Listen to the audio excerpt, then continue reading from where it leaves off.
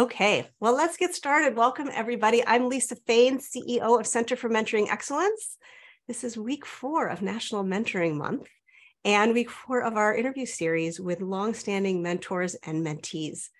Some of you have heard me say this before, but the genesis, the idea for this series came from a photo essay book that a cousin of mine did many years ago on longstanding married couples, talking about some of the secrets of long-standing married couples. And as we were thinking about what to do for National Mentoring Month, we started to think about how do we capture the lessons of mentoring from successful mentoring pairs who've been long-standing. And so it was really been our hope to get mentoring pairs from really a diverse set of industries, a diverse set of backgrounds.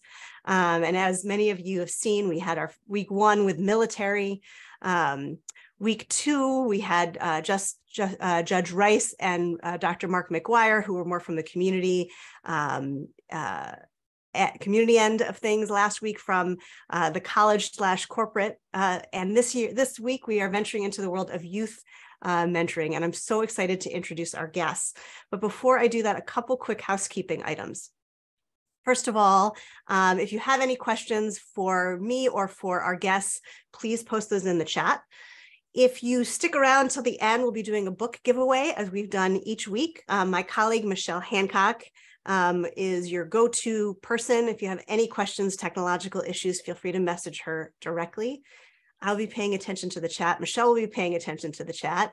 And without further ado, I want to dive into our pair because we have half an hour of good, juicy discussion ahead of us. So I want to welcome today Briauna Wills and Brooke Woods, who are both in Baltimore.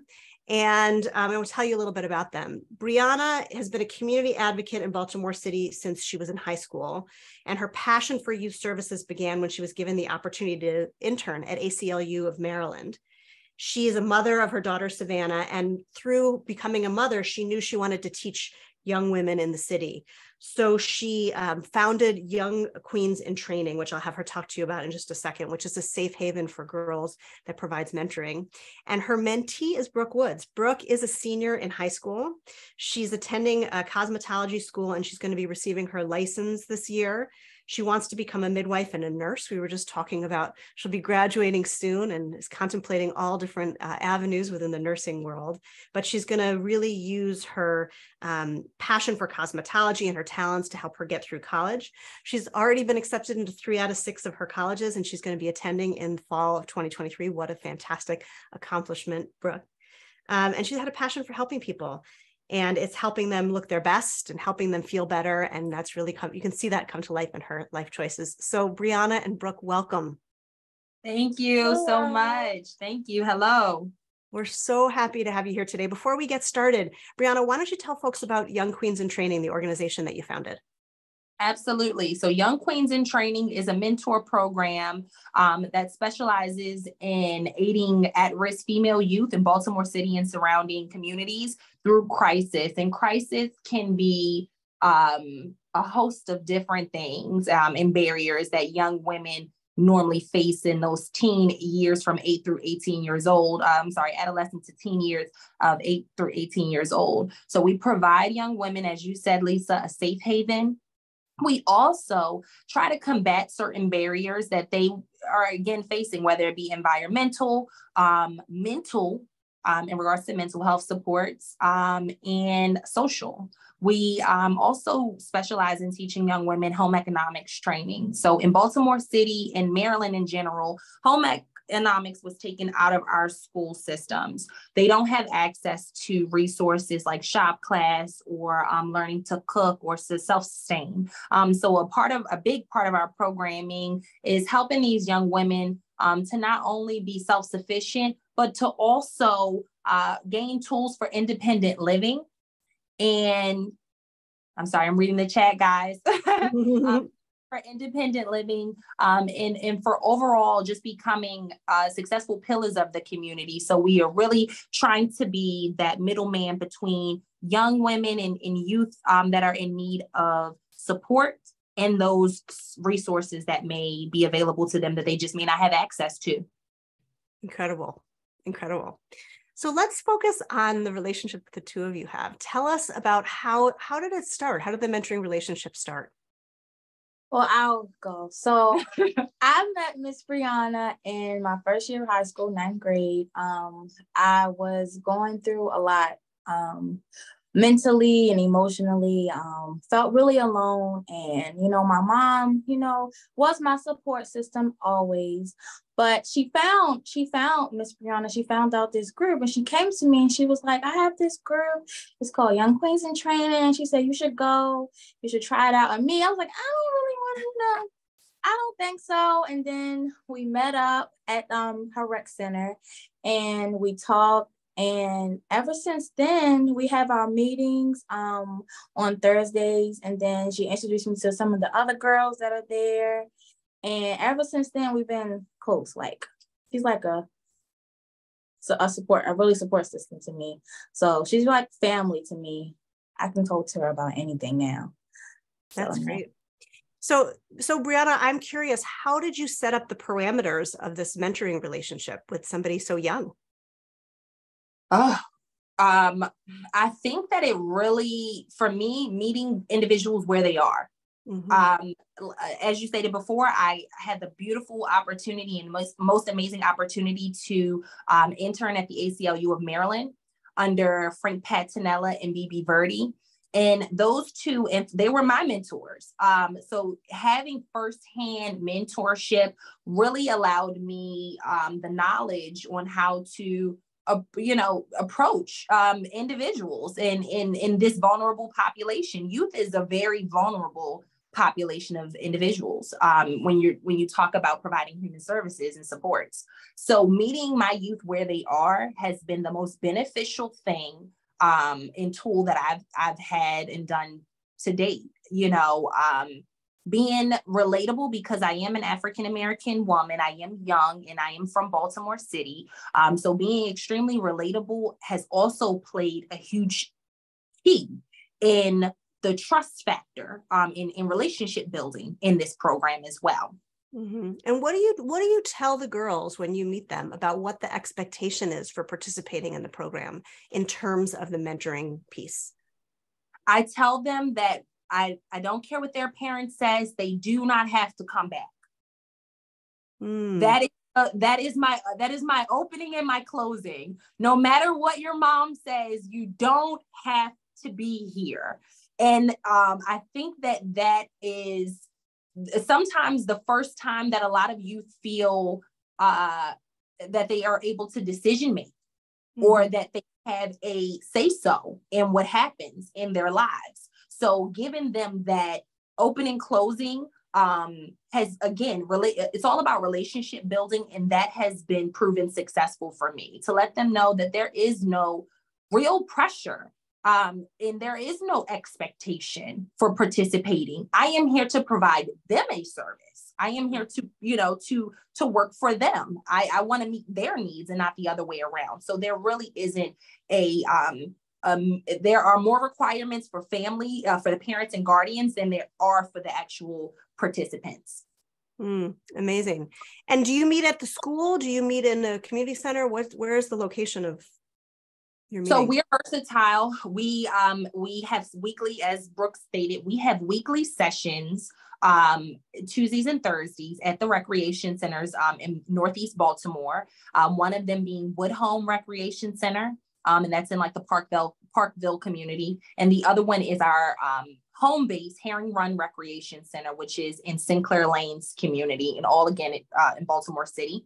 So we meet in recreation centers. We take the girls on outings and activities. So whether it be local skating rinks or bowling alleys or movie theaters. And then we have taken them out of state as well. We've gone on out of state trips in retreats. I'm sorry, not just trips, weekend retreats and spring break retreats, so that they're able, a lot of these young women have never been out of the state, so that they're able to get real life and real world experience. Yeah, fantastic. Okay, Tanya's got a question in the chat. Let me ask it of you. Did the two of you always have a good relationship, or did you go through some difficult times before trust was built? Can you tell us about how you made it through those hurdles? Do you want to go? All right. Is that You can start. We are real mentor-mentee relationships. So we have had hurdles. And Brooke is a teenage young woman, so we've dealt with a difference of opinions. However, we've always started off with a open communication, open dialogue, I think, and you stop me wherever. So because that's been our dynamic, there's nothing that she can say to me that is wrong or that would be inappropriate. Like I allow my participants to speak freely because this is their safe haven. And I want them to know that their frustration sometimes, because they, as a teenage girl, you get frustrated. And then just from life, society, we're overwhelmed a lot of the time. So I allow them to speak freely, and then there's no judgment. We have a judgment-free zone. And that normally helps to de-escalate issues before they get to a point of no return. So we've always exhibited an opportunity for open dialogue between the two of us, and you give your perception. So when I first met Miss Briauna, I'm not going to say that I was open right away to tell everything that's been happening with me. She has her opinion and I have my opinion, but like we learned each other over time. And now I feel like I could go to her about anything. I could talk to her about anything, and she'll have her say so and I'll explain mine. But I feel like we know each other well, so much well now that it's like it's nothing like nervous. It's no anxiousness, anything. It's like I'm talking to me, it's like my older sister, really. So it's comfortable with me now. And I dance on that line as well. that one gets tricky as well when you have young women that may have started off in your programming younger, and then you've watched them flourish into young adults. That is also difficult. It's been difficult for me to watch her become this little lady. But I love that she's able to articulate in a very composed and respectful manner what her feelings are. So I contribute that to keeping open dialogue and being okay with being wrong, because sometimes Brooke has corrected me. There's been more than one occasion where she's had to reel me back in. I was completely, wrong in something, and she's had grace with me. So yeah. So, as the parent of two teenage girls, Brooke, I have a really important question, because I know there's a big difference between being a 9th grader and being a 12th grader, particularly for young women. And I also know that it's not so easy to meet an adult who says that they're there to build trust, but especially when you're in 9th grade, there's a lot of being oppositional, right? That's just part of being a 9th grader. So what did Briauna do that kept you coming back? I would say it's just who she is, like the type of person that she is. When I walked in, her personality is just so big. I felt welcome from walking in, because I'm not going to lie, when I first got in the car, I was like, I don't think this is going to work. I was down it before I came there, and I was like, I don't even know. I don't think it's going to work. I'm not going to be back. And she just kept me wanting to come back just because of who she is. And the person that she is and how caring she is. She just makes you feel so comfortable. Her personality just is amazing. So that's what really made me want to come back. It's just who she is and how she acts. Amazing. I'm wondering, this is really a question for both of you. What have you learned about yourself through mentoring? I would say, I feel like I've learned that I've never thought that I would be able to become a mentor, because back then, when I first started, I didn't think I had it in me. But going through this process all these years, I feel like I could really become and teach girls like me, because I've learned so much through the process. I never would have thought I would be able to say that I would actually love to be a mentor because of like what I've learned and what I've been through. So amazing. Briauna, what about you? First and foremost, this kid has me on like the verge of tears, because I had to pull it back in. Watching this young lady has been a joy of mine. So that's what I've taken away from mentorship, is that I came in with the goal to provide young women in Baltimore City support and a network. And it has surpassed, even what I could have imagined that this program would be. And we have genuine relations, whether it be with our community partners, whether it be with our council, our council people, our senators, our delegates. We have really genuine relations. And I think that has proven successful for the young ladies in our program, because they do go on to do exceedingly well and amazing things in the world. So I think that I've taken away from this experience as a mentor that mentorship is not only important, but it's necessary. Also that you are forever teachable, because I just told you there's been instances where she teaches me, and not just her, but the younger women, ages 8 and up, like these young ladies teach me so much. So I have taken away more things than I could say right now from mentorship. Amazing. It seems to me, I spend a lot of time thinking about trust building in mentoring relationships. How do you build trust? And it seems to me we have 2 experts here in having built trust at a really precarious stage in a child's development, right? In this adolescence. And so I'm wondering, if somebody were to ask you, how do you build trust in mentoring, what you would say to them? Myself or Brooke? Both. Okay. Yeah. Well, speaking from my perspective, I would say not from me, how I built trust with Miss Briauna, just hearing her out, not shutting her out right away, and letting her present to me what she wants to help me with and how she's going to help me. Instead of just pushing her away, I heard her out and listened. And I slowly, as I came back, and I slowly was like, okay, I feel like this is a person I could trust, not just closing a person off as soon as you meet them, because she's never gave me a reason to not trust her.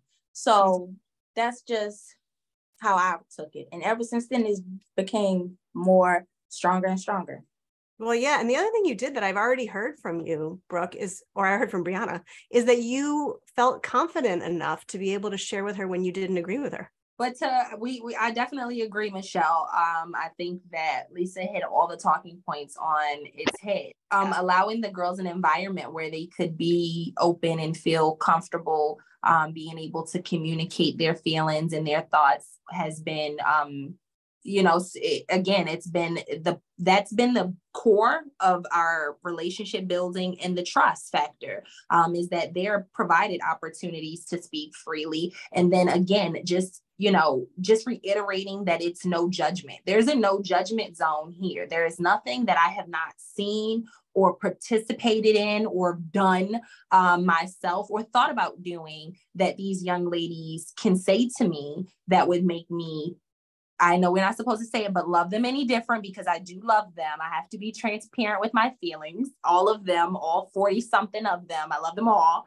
And I think that because they know that I do love them and I accept them where they are and even where they're going, I think that makes for a forever trusting relationship. It's a lifelong, we're in this for forever. I don't go in with the anticipation that the program will end. I go in with the fact, with the anticipation that we're building this for a long term, and that I will see you with your children and your husband and your families and watch you go through this life. I don't, anticipate it ending. So that's, I think, the biggest difference between what I'm doing with Young Queens in Training and maybe what some other mentors are doing. I do try to allow the girls to know that I'm human. Things happen in my life as well, but I am here for you, and I will always be. Mm-hmm. Obviously I know a lot about mentoring, but I don't know a lot about youth mentoring, where I'm really learning. And one of the things that I was a little bit nervous, I have to tell you, for this conversation, because youth mentoring is different than adult mentoring. But one of the things that I'm seeing that is such a lesson for me is, so many times mentors think they have to have all the answers for their mentees. And one of the things I'm seeing as I hear about your relationship, and Briauna, when I hear about your approach, is that you're not prescriptive. You are there for the development of these young women. And it's up to them to really lead that. And that's such a lesson for all of us who are in mentoring in any capacity, is remembering that it's about the mentee's journey and not the mentor's view of what the journey for the mentee should be. So I really applaud you for that. It's really special. Yeah. Thank you. What advice would you give, Brooke, to new, well, I want to ask you, I guess, two-part question. One, to new young women coming into mentoring, and then to new mentors, people who are going to step into Briauna's shoes in one way or the other. So what advice to new mentees and to new mentors? We'll start with you, Brooke. Yeah. To new mentees coming in for the first time, I would say, give it a try, give it a chance. Like, you know, don't push it away. You know, just give it, let it take its course. Don't, you know, back off from it. Don't deny it. Don't try to, you know, I don't need help and I don't want help and stuff like that. I just, you know, just give it a chance is my big thing for the mentees. Just give it a chance and give the mentor a chance.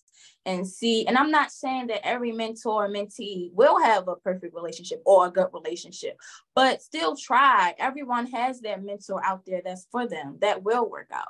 So just in case just one relationship doesn't work, try another one until you find your perfect one. Like, I've been through so many therapists. I've been like 4 or 5 therapists till I found my perfect therapist that fits me. So just don't give up right away. That's what I would say for mentors. And then new mentees, new mentors, I would say, don't go in there feeling like you have to have this well put together. You know, go in there and be open. Let them know that you're still growing as an adult and you're still striving. And, you know, you just want to take what you're learning and pass it on to them and stuff like that. So don't feel like you have to have it all together. It's just about helping them and helping them develop and helping them in any aspect of things in their life.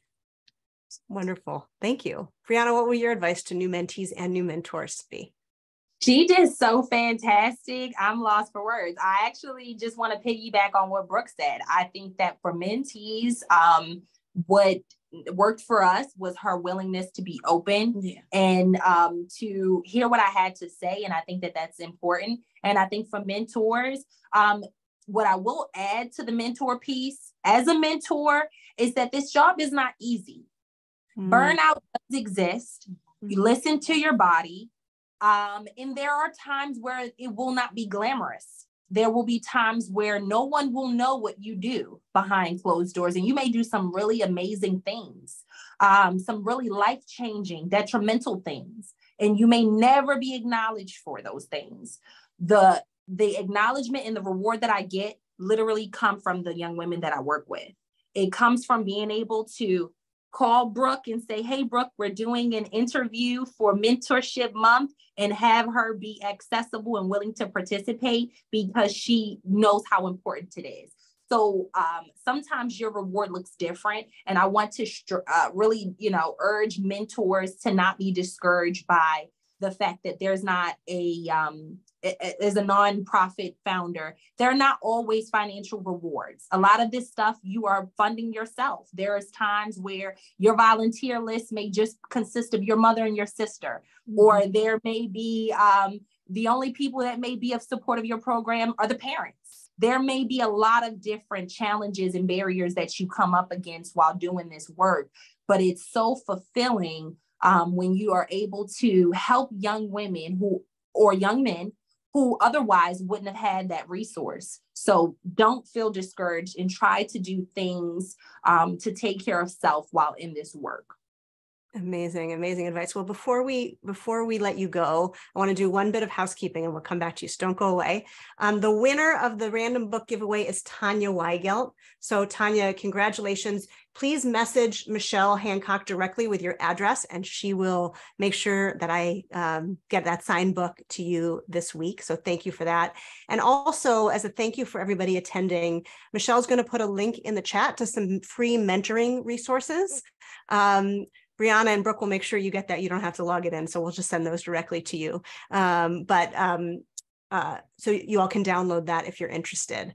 So I just want to acknowledge the beauty of this relationship that you've shared with us today, and the skill that you've brought, Briauna, in both creating Young Queens in Training and creating a trusting environment where amazing young women like Brooke can flourish and feel trusted and seen. It's really such a beautiful thing. So thank you for that. And thank you both for sharing your wisdom and your time. Brooke left school early for this today. So a special thank you, Brooke. We know school is important, and the fact that you viewed this as a priority is really special to all of us. So thank you both so much. Thank you everybody for joining us for National Mentoring Month interviews and to be here today. You're seeing comments about how uplifting this was. I agree, and inspiring. Thank you. Thank you for your time. Thank you so much. Thank you guys for having us. And you guys can follow us on all social media platforms at Young Queens in Training Young Queens in Training Incorporated. And youngqueensintraining.org is our website. And we look at queensthattrain@yahoo.com is our email. Thank you so much, Lisa, for the opportunity to speak. Thank you, Michelle. Our pleasure. And we'll make sure to include those links to find you in the recording, which we'll send out to everybody who registered as well, so they can find out more. Thank you, everybody. Hope you enjoyed the series. Briauna and Brooke, thank you again. You're welcome. Take care.